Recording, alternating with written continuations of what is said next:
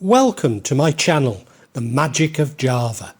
This is an extract from my second book, The Magic Sugar from Java. It's a novel. It reflects my experience of falling in love with Indonesia and falling in love with an Indonesian lady and slowly recognising that she has been taken from me either through black magic or simple criminality. Or is it simply my descent into madness? Whatever, it's still a novel. Any resemblance to real people is unintentional. But of course it's based on my experience. And yes, it's based on people I know. But amalgamations or caricatures of them. I do mention real celebrities and hope they will forgive me, along with any of my family and friends who believe that they have identified themselves. Returning to Banten, the attacks from our neighbour, Pak Ustad, continued gathering in strength, and I realised that Ibu Ustad, Pak Ustad's wife, was still very much involved, as she eyed me up and down, looking for signs of their treachery. In the past, this treachery had included swollen feet, gout, bruises and a red rash of spots. Ibu Ustad was formerly a rotund lady and now looking nearly slim but ill. Made returned to her other neighbour, Omuni, and gave some gifts from the UK and was overcome with the sense that black magic was being used, as she had been all those years ago in Gunung when a neighbour was killing off the Desa through black magic, including Made's own father. Made reactively offered to sell Omuni our house at an inflated price, although only inflated to what we believe its value will be in a year's time when the MRT opens. And she felt a spirit leaving her. So it is Omuni invoking Nirablorong and not Pak Ustad. Nirablorong is Nirarorokidal's nemesis and grantor of wealth in return for human blood, Pesugian. Nirarorokidal is the queen of the southern seas and is believed to jointly rule Jogja with a ceremonial husband, the Sultan. Her colour is green, whereas Nirablorong's is red and is venerated in Solo.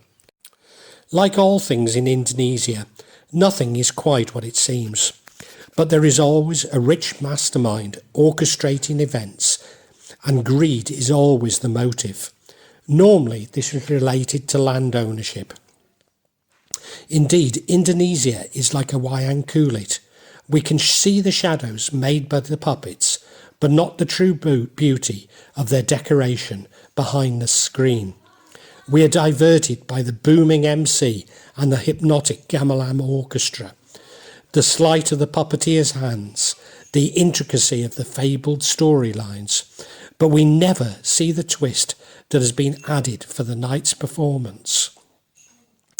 Undoubtedly, Omuni wants our land for costs, bedsits, which will attract a premium once the MRT opens, unless he believes that we intend to develop the land, which in some way affects the value of his. Pak Ustad, in his role as community leader, must have been aware of this since we moved in, as he was nonchalant when we spotted an inaccuracy on our council tax demand, which must have been the result of Omuni bribing an official to create. But Pak Ustad's role is a diversion to the plot. He is to act like a fool, a semi-messon, although I doubt if he really appreciates the plot, as semi-messon always eventually proved to have done, however preposterous it may have seemed. Neither Omuni nor Pak Ustad would consider their actions immoral, as they believed Made to be below them and had used black magic to trap me, so she did not deserve her wealth, and as a foreigner, or bulle meaning Westerner, They have a patriotic duty to ensure that I leave Indonesia stripped of my wealth and possibly my life. Of course, I'm only experiencing the sort of racism that so many people endure when living outside their country of origin. I am convinced that we have found a solution, but of course I am a novice at dealing with such issues, and they have had many years of practice, so it will take time. In fact, the use of the word bule reveals so much about Indonesians. Bule is applied to anyone with white skin, implying that British, Americans, Australians, Germans, French, Dutch, even Russians are one homogeneous group. Indeed, Indonesians believe that the UK, US and Australia have a physical proximity and are nothing like as far apart as, say, Indonesia to China. Chinese and Japanese are believed to be closer to this group than they are to Indonesians, including the Chinese Indonesians. I have even heard Indonesians claim to be unrelated to Malaysians, whom they also suspect to be bules. I hypothesize that this originates in Indonesia's colonial past, in which the British and Portuguese were also colonists along with the Dutch, and eventually the Japanese began to be seen in the same way, whereas Indians and Arabs have always been welcomed as traders. So bules all speak English, are Christian, or Christian as Catholic as Indonesians would put it, eat bland food, are oversexed, greedy, stupid, and most grievously are incredibly rich. By implication, there are no black Americans nor black British, and black people will be asked where they are originally from. Nor are the Muslim Americans or Muslim Europeans. Even blonde Syrians. Again, they will be asked about their true origin. Certainly Indonesians would be perplexed by the current congregation of Shrewsbury Madgin, which includes many Kurds and Balkans who look distinctly European. Also, by implication, nobody can become even Indonesian, even if they take Indonesian nationality. Although mixed-race children, especially of Arab and Indonesian origin, may eventually be accepted, but is more difficult for those of bules or Chinese Indonesians. This new information about Uni explains so much. Our years of bad luck and minor ailments since moving into the house in South Jakarta were spells cast on our home by Uni. Some will have already existed at the time of Mina and a Japanese husband, possibly earlier still. Every time we seemed to have Paerte beaten, he came back stronger than ever because Uni had paid for a dukan to send new malevolence to us, which explains why our problems have included Chinese, Sunda Wiwitian and Javanese mysticism, and been so elusive to all who have sought to assist us. The next day, Paerte spoke with Made and explained that his sister had bought Bude's new husband, Mas Pradipta, a motorcycle when they were unofficially married, Nikasiri, which he now wanted back. Paerte asked if we could arrange for Mas Pradipta to return to Jakarta for a meeting to resolve the problems between them. Indonesians would know this meant that I should pay for their tickets, as they are my in-laws and we are employing them in Gunung Kidul. So nobody could understand my reluctance to pay for a meeting I hadn't called, would not attend, and did not want to take place, as in all probability it would result in further harm, even loss of more money to me. In approaching Uni, Made had done exactly what every Indonesian had warned me not to do, and that is to show our hand, and predictably the reaction was as Indonesians had warned. Uni and Paerte sensed victory and stepped up their tax.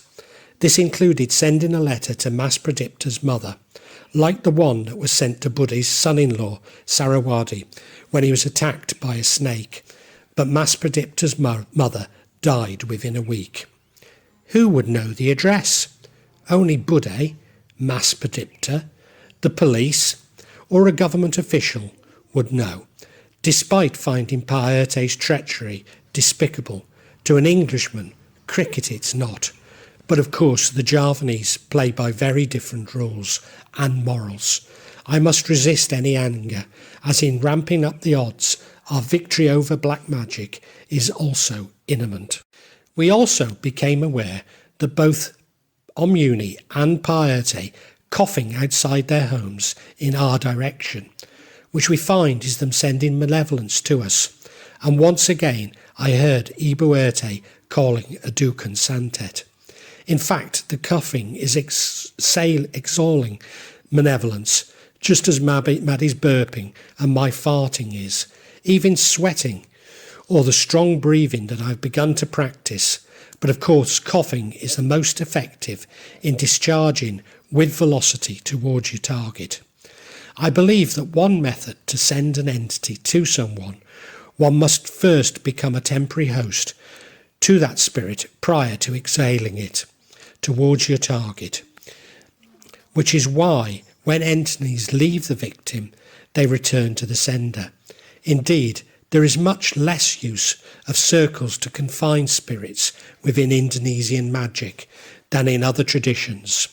Although binding within objects, it can be somewhat permanent. My friend from Banten, who I had met at the Mashola, had recommended yet another Pak Ustad in Banten to remove from us our spells, and given that our trip to the UK, far from ending our troubles, seemed to increase them, we decided to go. The arrangements changed at the last moment, and instead of being a cheap weekend break in Banten, it turned into a rushed trip in Susulio's car. A part of the reason for this rush was that Titi was troubled by her relationship with the would-be Preman gangster. Maddie wanted to keep an eye on her, and Titi had refused to come with us. So one Friday night we made our way to Banten once more, continuing along the same road that we had used to see the other Pak Ustad some 18 months previously. This Pak Ustad lived in Serang. As it was dark, it would be wrong to describe Serang as a scruffy industrial city, but that's certainly how it seemed. His house was humble, but distinctly urban, rather than the homes of the rural poor that I had become used to in Java. A Western education encourages to see the boundaries between good and bad, life and death, sanity and madness as distinct. I have learnt these to be far from true. The consultation began with many prayers, and then rather abruptly he banged on the floor, bringing the ghost from our house out of my friend. My friend spoke in a different voice and explained that he, or was it now a she, was from Cirebon. He had been sent by a lady to kill Made because the lady was jealous of Made's wealth. An all too familiar explanation based on the erroneous belief taught to all Indonesians that all bullets are incredibly rich. He refused to disclose the lady's name, even when Pak Ustad touched his hand, resulting in great pain and distress. Eventually, Pak Ustad gave up and sent the spirit away, my friend coming back to us, completely unaware of what had happened, tired and somewhat confused. Maddie complained that she felt no different, so more prayers were offered, and the floor banged many times, having seemingly no effect on my wife. Pak Ustad then blessed some water by praying and blowing over it, a common procedure in the Muslim world, less so in Java. We drank the water after saying 11 bismillahs and used the remainder to pour over ourselves. More water was blessed, and we were told to put it around the perimeter of our home and drink it regularly, which we did. But in Serang, Maddie was obviously still no better, despite Pak Ustad constantly praying and to send the jinn away from her. Again, seemingly without effect. The lack of reaction from Maddie troubled me, as I felt sure that there was something happening at this Pak Ustad's house. not least as my two divinations were that an important piece of information would come from the Mashola, where I had met my friend, and that a part of the solution to our problems lay in Banten. I then became aware of some ghosts in and outside the house. I couldn't see them. Then fleetingly I spotted one on the wall outside his open door, with rats scurrying by him. I decided to speak to the ghost, and he told me to pray 5 times a day, but explained no more and was gone. Dramatic and impressive though the consultation was, I knew that my friend had been hypnotised. I had never seen hypnosis before, but I have to say, despite knowing what was happening, I remained impressed. When my friend had visited me with the imam from the local Mashola, he claimed that a ghost had spoken in Javanese, but when questioned if it was tinged with Sunda, he didn't know. But of course, the first conclusion anyone would make was that this was from Cirebon, and not a smaller town like Purwakarta, where Pak was from, as their language is also Javanese, tinged with Sunda. Had he mentioned this to Pak Ustad, and Pak Ustad used this in his hypnosis? Also, we had not told my friend about who our opponents were, so he could not know the name of the lady who would try to kill us. I, of course, concluded that it was Ibu Erti, and that whilst Cirebon was possible, it was unlikely, not considering that it might have been Omuni's wife, Ba'ane, or that all who were assisting us were being misled or misleading us, although we did believe that we were still being helped by Sultan Anon the 12th of Cirebon via Pak Anggabaya. Pak Ustad wanted us to return to take a shower in the waterfall. He even showed photos of how this had cured him of some frightening lumps on his face, not unlike the gout trophy I had recently experienced on my arms and legs. But knowing that he had used hypnotism and Maddie's lack of reaction caused some doubt in my mind. Pak Ustad's young daughter was learning English at school and explained to me that a ghost had spoken to her in the house. But I already knew that ghosts can speak any language if they want to. Actually, it's not so much about language as telepathy, as they also pick up on what you don't say. But it goes no further, as they can only know your past or futures via your own thoughts. I still think that there was something powerful in Sarang, but maybe it was a little like the visit to our relatives, Haji's house. It was a power that Pak Ustad had not yet really tapped into and harnessed. On returning to Jakarta, we were up and down, but I was convinced that we were beginning to take control of the situation. I felt enlivened by watching some New Age videos on YouTube and began opening my chakras and to imagine protecting ourselves and home. Praying at the allotted time 5 times a day was a challenge, especially Asar, as I had no trouble with Fajr, or Subuh as Indonesians call it, as I was awoken at 2:30 each morning as Pak began his spells to send malevolence to us. Indeed, if I got up, I could hear him outside our home, coughing. Nevertheless, when I did manage to pray 5 times a day, I felt refreshed and strong. The rest of my family were up and down, and I concluded that this was how we would have to live our lives. Some days Maddie was full of hope and life, but others she was pessimistic, insisting that we must move from our home. This troubled me, as we had sunk so much money into it, especially on furnishings, and when Maddie began looking at expensive properties before we had done anything about selling our existing home, I could feel myself getting angry again. A part of the reason for Maddie's sporadic optimism was that her brother number 4, who lives in Sumatra, had heard about her problems and began helping us. Whilst not as well trained in the art of the dukkha as the first brother, he was dependable and determined, something Maddie needed right now. The man from Kelurahan, the lowest formal tier of government, but above the informal, Pa Erte and Airway, that had sorted out our marriage after Pa Erte had did his best to prevent it, is a good friend, if somewhat over-friendly towards Made. He was incensed that Pa Erte should be behaving as he is. After all, I am the first, and in all probability the last bule in the kampong.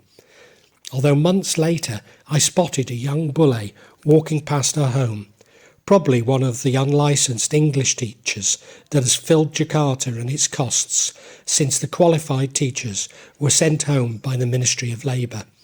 So another generations of Indonesians will learn broken English with a Polish accent, and still the Dutch are blamed for not teaching Indonesian English.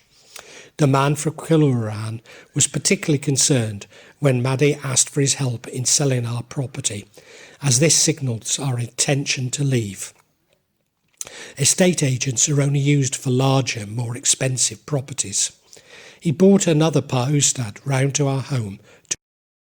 There is great consternation as why Indonesia's universities do not do better in the international rankings.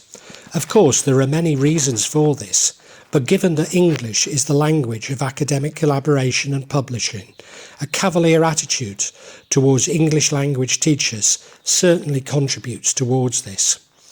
At Gunung Padang, Indonesia probably has one of the oldest man-made structures in the world.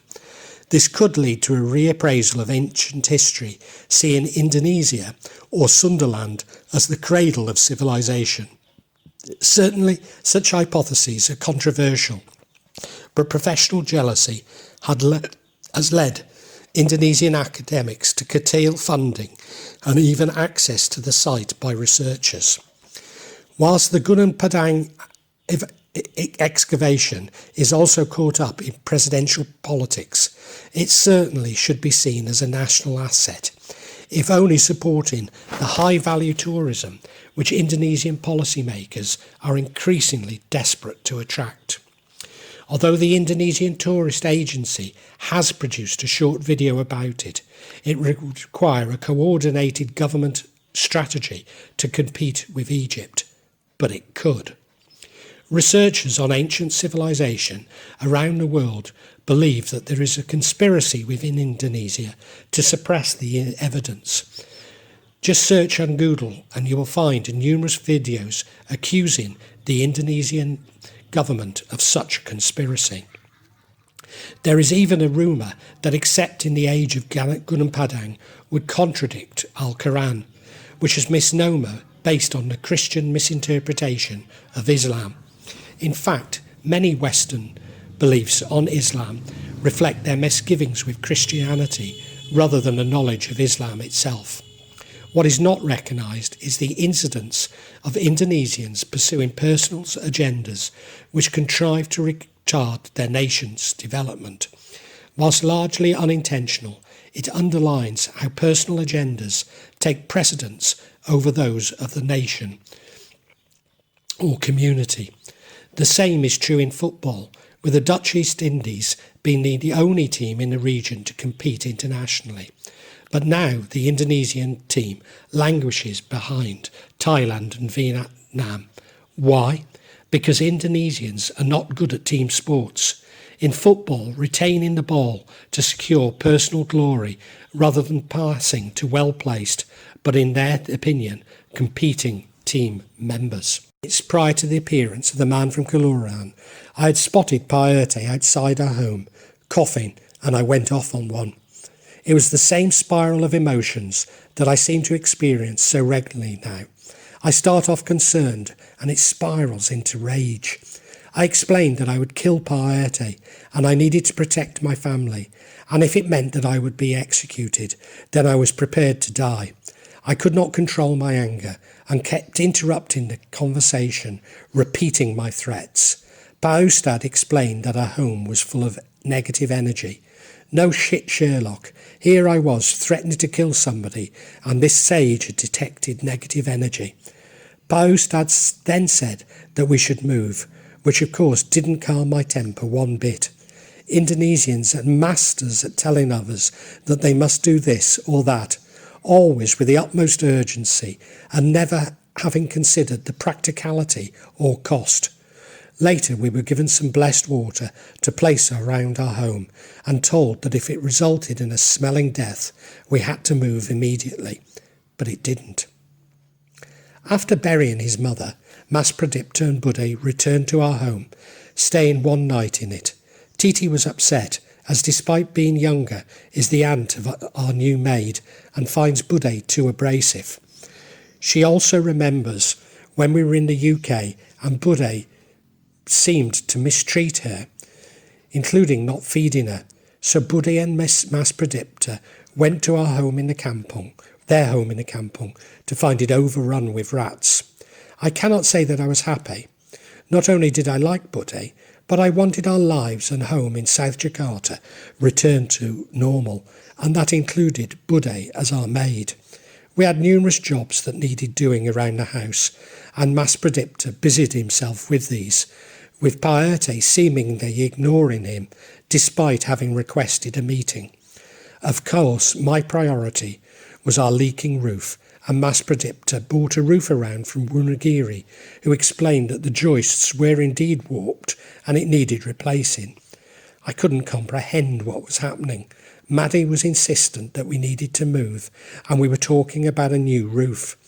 Maddie explained to Mas Pradipta that I had no money, and he grimaced and said, "The energy is over." Eventually, Mas Pradipta met with Paerte and claimed that when they shook hands, he felt a warm jolt from Paerte, but nothing was apparently resolved between them.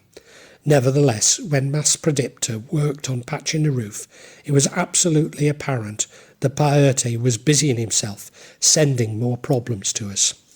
Did Paerte believe Buddha to still be in our home? Was this really why he wanted to meet Pradipta? Did Mas Pradipta bring some soil from Made's desa with him? Or was the true reason not obvious to me? Maddie had been out having her hair done, and returning from the salon, she seemed very disturbed, claiming that she could smell Paerte burning frankincense, a prerequisite for evocation. It was the Javanese month of Suru, when paranormal activity is at its height, and also when those practicing black magic renew their commitment and spells. Maddie also claimed that Paerte had put the soil from a grave around her home. I have no reason why she thought this, but she was adamant that he had. Apparently, now all Paerte had to do was crack eggs and he would kill his target, which Maddie was now convinced. I managed to calm Maddie down, but she refused to leave our bedroom without stuffing cotton wool up her nose, and I later became aware of the smell. But I've never been able to take smells as well as the women in my life, but I have no idea if this is gender related.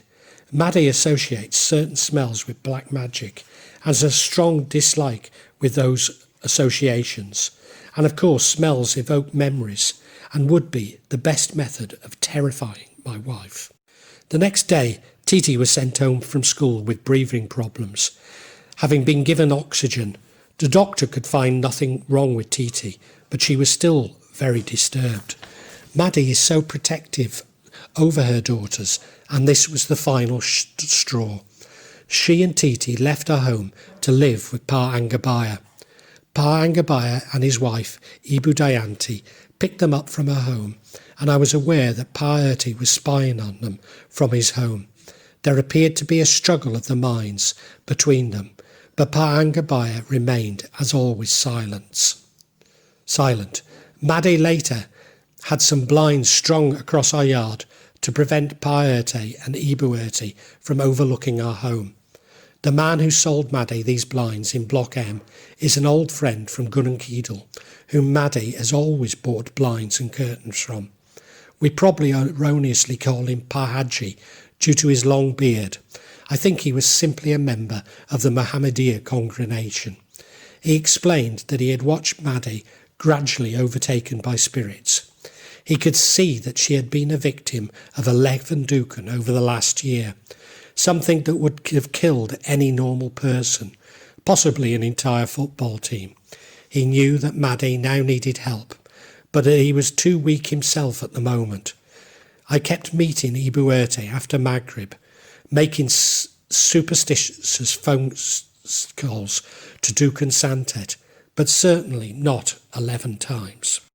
Of course, I visited Made at Pak Anggabaya's home and felt relieved that Made and Titi would be well cared for.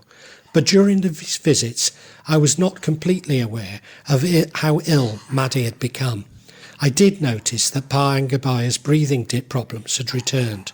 He had apparently cried from the pain of removing Made's malevolence, and also developed an urgent need to have an extremely large poo. In my mind, Made just needed a little time to recover, but ultimately, maybe we did need to move. There was no reason for Mas Pradipta and Bude to remain in Jakarta, as there was still work to be done in Gunung Kidul, so they decided to return by night bus. Made refuses to take the night bus, having had a lot of money and gold stolen when she used it around 7 years previously. The robber had left her a note saying sorry and enough money to get home with. Night buses are the mainstay of most travellers across Indonesia, especially the Javanese, returning from Jakarta to their desas. Despite this, they are called parawisata, tourist, even though they are rarely used by tourists, just as coaches in the UK are called executive. I have never fully experienced the apocryphal of sitting with chickens, but have seen fighting cocks jagu packaged at the bus station, presumably to join the passengers. I felt the need to go to Gunung Kidul and rather enjoy long trips by public transport, or at least the first time I make such an adventure. So I decided to join Mas Pradipta and Bude, but not before Made warned me not to say too much to Mas Pradipta. The arrangements to get to the bus station in Lebak Bulus, near Pak Anggabaya's home, were inevitably rushed and changeable. Given my resilient British vice of punctuality, such arrangements always make me nervous, and I realised that the malevolence was feeding off my anxiety. So that must be why I'm always told to control my emotions. One's agitation strengthens the power of your paranormal adversaries. It also explains how Maddie's jealousy gives rise to her attacks. Years later, I heard that these possessions described as parasites, and they feed off our emotions, good and bad. I had a great time at Lebak Bulus bus station, where bullets must be rare. Maybe I was there first. A dispatcher from another bus company commented on my many agate rings, and I told him that I was a Dukan. I also explained that the stones were green, as I was returning to my desa in Gunung Kidul to seek the blessing of Nira Rorokidul. The bus itself was brilliant, with massive reclining seats, larger than first class on an airline. We were given bottled water, pillows and blankets by the drivers, who were inexplicably as numerous as the passengers. Although one of the drivers insisted that I change my seat so that I was not opposite the chawek, a once derogatory term for a young lady, but now standard in Jakarta. In a Muslim country, one gets used to men protecting the virtues of young ladies. But somehow, from my brief view of this young lady, the horse had already bolted. She was wearing a number of redstone rings, which I believed to be Mera Siam, tie red, a glass-like red zircon stone, rather than a darker, local Badar Bessi from Kebumen. I was disturbed when the bus exited the toll road to Cirebon, taking a more northerly route. I know, only I could be disturbed by such a thing, but I was. All was forgiven when we reached a private service station and fed a meal better than the services on the toll road, and it was included in the price of $20. On the return journey, the equivalent private service station is in Kebumen, where your meal tickets are collected by a man in a blancon hat, a Javanese preformed hat believed to have been influenced by the turbans seen on Indian traders. A band played Javanese dangduk, making up for the less salubrious surroundings. Much to my amusement, one of the drivers and passengers, I prayed at the Mashola before getting back on the bus, but not before spotting the chawak talking to Bude.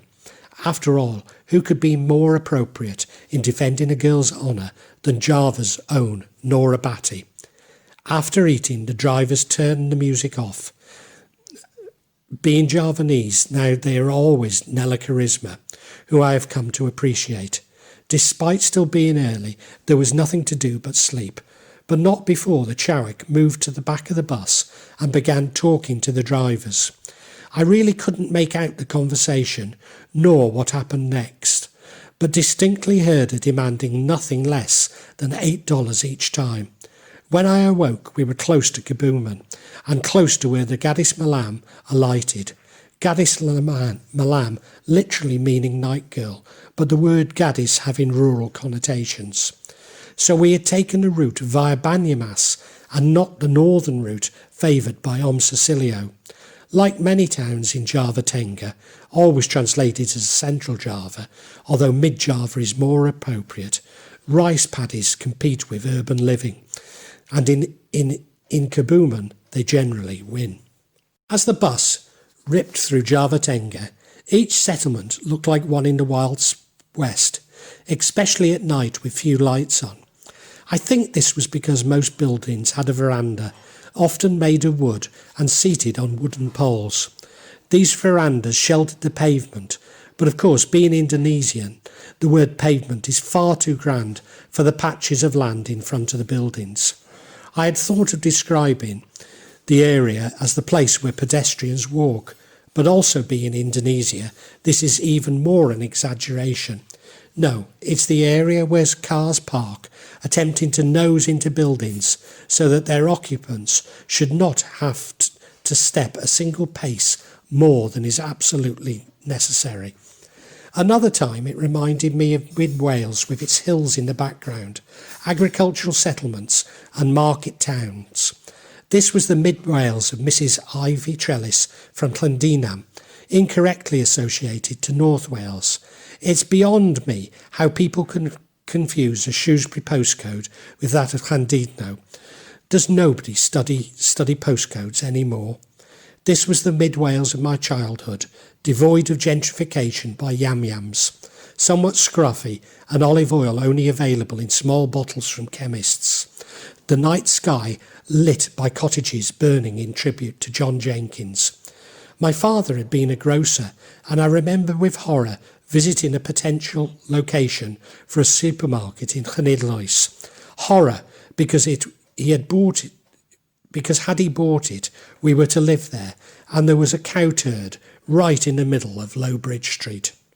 The bus arrived at the terminal in Maddy's Dessa at 4:30, and Mass Predictor arranged for Ojek motorcycles to take us to our home. It was with some trepidation that I climbed on the bike with my large suitcase, but arrived in my mountain home in remarkably good shape and spirits. Our home looked perfect. The flowers we had recently bought were blooming. Also, to the utter amazement of the locals, I had placed some solar-powered lights in the garden that I had bought in the UK. Amazement because they could find no batteries in them.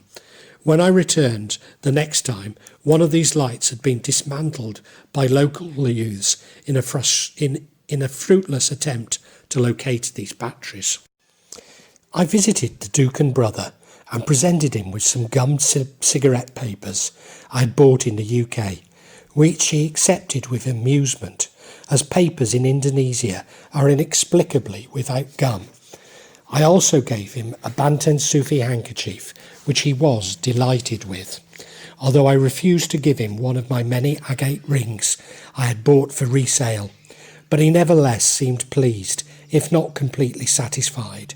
In fact, he gave me another mantra, written in old Javanese, which I put in a drawer in our bedroom. Mass Predictor set about jobs in our home, possibly with a little too much attention to detail and vigour. On my last visit, I became aware of this, which planted the suspicion that he was really preparing it for Bude and himself, and not Made and I.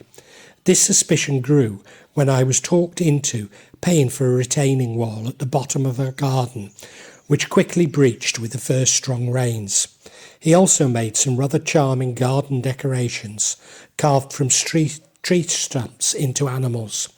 Although what really fueled my suspicion was when Pak Anggabaya told me that Mas Pradipta had a secret with Paerte, which was the reason for their meeting. Could Mas Pradipta be the third man that attacked me in the pub in Wrexham, which I had dreamt about some months previously? Many days had passed when Made arrived in Susulio's car with Titi, Pak Anggabaya and Ibu Dayanti. They were on their way to Jember, close to Pak Anggabaya's hometown of Banglawangi, and were in Gunungkidul to rest and pick me up. Pak Anggabaya loved our home and its location, although later commented there was an evil spirit present. I asked if he could see the ghosts of Maddie's mother and Bob, and was delighted when he said he could, as no one else really believed me. I was even more delighted when he assured me that the evil spirit wasn't Bob. Ibu Dayanti also loved the location, but not been there long before requesting to see the sights, of which there are many. But as Indonesians don't walk, we had to wait for Susulio to recover from his long drive. I suggested visiting the Desa's night market, which Pak Anggabaya favoured, but we were overruled by the ladies who wanted to go to shopping in Java, impractical though it was at this late hour. The car passed through Patuk, where the gardens were full of amaryllis. I remember them being purple, but the following year they were the traditional orange colour. During the car journey, I removed a fair amount of malevolence from Maddie, who seemed troubled once again. Maddie also explained to me that she had rented a cost near Titi's school, as Paerte was obviously targeting Titi each morning to disrupt her life and schooling even more than he had already. No sooner had we parked in Jogja and everyone wanted to eat, but I wanted to go to the Dukan Supply School at Pasar Market Beringharjo before it closed. So I walked alone to the market to find it already closed and walked back to the cafe. But halfway back I was again afflicted by an overwhelming desire to defecate. Mercifully, unlike in Shrewsbury, I made it in time to the toilets in Marylebone Mall. Readers may be a little disgusted by me inspecting my expulsion, but not German readers, for whom discussions about their excreta are an icebreaker at parties. Maybe Mrs. May should have inquired about Fry Merkel's poos to thaw relations over Brexit. I was amazed. I can confirm it wasn't diarrhoea, but firm, nearly half a metre long. I can just hear Teresa saying, "Really, Angela," when provided with a similar description. I was delighted when this later happened to Maddie, suggesting that her body is now expelling malevolence as mine does. After eating, Maddie didn't want to walk along Marylebone with her, as she wanted to spend money, claiming that she would be overcharged if with me, but I'm beginning to understand she is overcharged more than I. Maybe even Maddie's generous nature is at the root of our problems, but it's also our greatest asset. I asked Pak Anggabaya to walk with me to Marota, a Javanese department store, where we would meet the others, where I bought some oils used for love spells, Putri Dayang Air Mata, mystical mermaid's tears, and Shrimpy, Kraton Dancer, also used for preparing corpses. I could see that Pak Anggabaya was unhappy and asked if he wanted to see the Kraton, Sultan's Palace, assuming he didn't like shopping. In fact, the 1 kilometre walk at my normal pace had exhausted him, making him uncharacteristically grumpy. Once we finally met up again, it was Maghreb, and I went to the masjid on Marylebone, which was an oasis of calm, not least as in approaching it, I had incorrectly wandered into a compound of a local government building. I must make a point of praying in Masjid Geli Kauman next time I am in Jogja, with its wonderful white teak ceiling. Maddie showed me some nasty wheals on her arm, which Pak Anggabaya had made with a kris. He had similar marks on his arm that he had struck prior to hers. That evening in our bedroom, shortly before retiring to bed, Maddie became as bad as I have ever seen her. She lost all physical sensations and most of her mental functions, especially memory. She had enough mental capacity to explain to me that she needed to spend the night with Pa Anggabaya and Ibu Dianti, which she did. The next morning she was much better, but confided in me that she kept seeing Pa Erte's face. After packing, Pa Anggabaya went to visit my Dukan brother-in-law, who was clearly in awe of Pa Anggabaya. Apparently the brother broke down in tears, asking Pa Anggabaya to look after his little sister, as he was too frightened to intervene. You see, despite selling Maddie to Prama and ripping us up at every possible opportunity, he dearly loves Maddie. Hearing this, I showed Pa Anggabaya the mantra the brother had given me, and all of us could not control our laughter when it was translated to Semar Messam, the comical fallen god depicted in Wayang. Once again the brother had displayed his shallowness and simply copied something in old Javanese on a piece of paper. I sat somewhat cramped in the back of Cecilio's car with the ladies, as Pa Anggabaya helped himself to the front seat. This had been my fate for some 10 years. Whenever I am with males of around my age, they always take the front seat. In Asian etiquette, Pa Anggabaya is a few years older than me, so my former status as a university lecturer now counts for nothing. However, when younger Brits have done this to me, they have always claimed a bad back, often from historic sporting injuries. I remember the associate of Pa Darwin's once picking me up in a black Mercedes taxi, and he pushed the front seat so far back I was even cramped in the back of a Mercedes. On another occasion, we were given a lift in northern Vietnam, but I was so cramped I was completely unable to stay in that position for more than a few minutes. The vehicle owner was fuming with me as we changed seat. Nobody recognised that my joints are nothing like as subtle as they once were, nor indeed the effects of arthritis I have endured for so long. The route to Jember is simple, along a single southern coast road. With its considerable distance, it is still by far the shortest route. Cecilio and Pa Anggabaya completely ignored me, travelling back to the north coast of Java, near Surabaya, before travelling to Jember, close to the south coast again. I chunted the whole journey. Two men that I trust completely and considered my best friends just overruled this bully, as obviously knowing nothing about their country, claiming that they knew this route, which obviously they didn't. Lost in Sragen, home of the archaeological site of Java Man, only a short distance from our home, and even closer to Cecilio's home, Desa, in Boyolali. Ran a red light and was pulled over by the police. The police saluted and gave us directions when his marine officer was spotted on his ID card. We stopped at the services in Jombang, remarkably close to the Majapahit capital, with a great view of Mount Anjuna, with the charming town of Batu and Taman Park Selector on the other side. I prayed at the Mashola and I closed my eyes. The kiklab moved towards me. It did so again every time I closed my eyes. Yes, I was on a long journey. Yes, the Mashola was on stilts, making it feel insecure. But surely I should interpret more. Was this highlighting my spirituality that I was becoming aware of, which included increasing déjà vu, which could also indicate impeding Alzheimer's? Or was it a warning sign that something significant was about to happen? You see, since that night in Banten, I was asked to pray 5 times a day. I have been feeling that something very dramatic is just around the corner.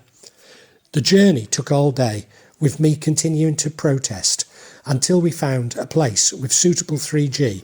I pulled up the map to prove my superiority. But to my amazement, Google calculated the route, the shortest route, but taking the longest time, whilst the incomprehensible route we had taken was the quickest. Nevertheless, it was a boring route, with Java Timor, East Java's arable plains, punctuated by majestic volcanoes, but few hills to relieve monotony. In fact, our route had taken in the most populous parts of Java Timor, and therefore the least interesting and busiest, while my southern route was mountainous and sparsely populated for Java. And though I had only travelled on a short section of it when visiting Malang, it was indeed superlative. Well, that concludes this chapter from the Magic Sugar of Java.